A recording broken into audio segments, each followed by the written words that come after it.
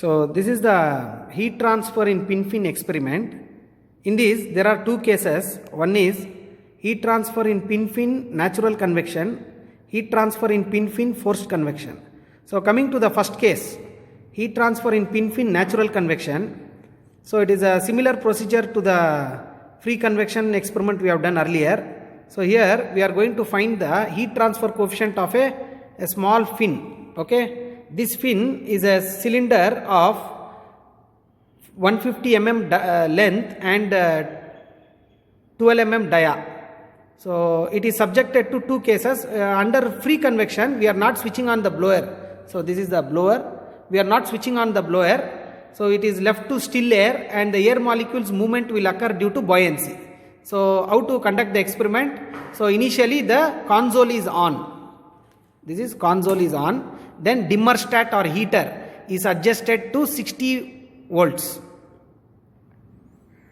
60 volts. So the voltage is 60, the current is 0.17. Now the temperature is showing 34. Now after half an hour or 20 minutes, take the readings T2, T3, T4, T5. Okay, so T1 to T5 we are taking the readings, 5 readings. Once you take the 5 readings, now it is subjected to the next trial. Next trial is instead of 60 volts, you can give the 70 volts now.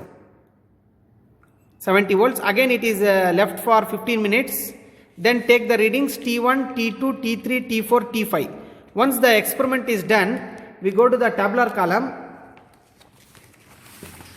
So in this tabular column we are having the voltage, current, suppose say 60 volts and 0.2 was the current, then power is voltage into current, you multiply. Then find T1, T2, T3, T4, T5, you enter here. We are finding heat transfer coefficient as well as efficiency of the fin.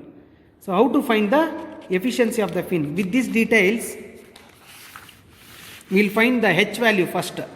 So again a big procedure to find heat transfer coefficient. How to find it?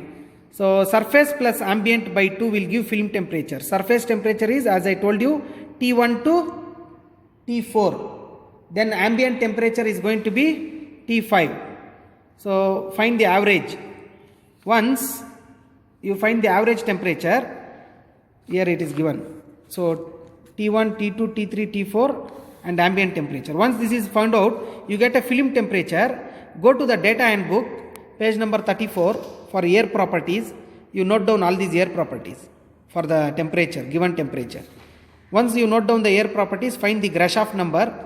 So if Grashof number into Prandtl number, that is called Rayleigh number, you obtain that also. Once if it is less than 10 power 9, it is a laminar flow. Greater than 10 power 9 is called turbulent flow.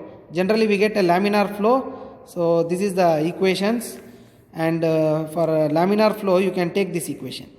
Nusselt is 0.59, Grashof into Prandtl power 0.25. From this find the H.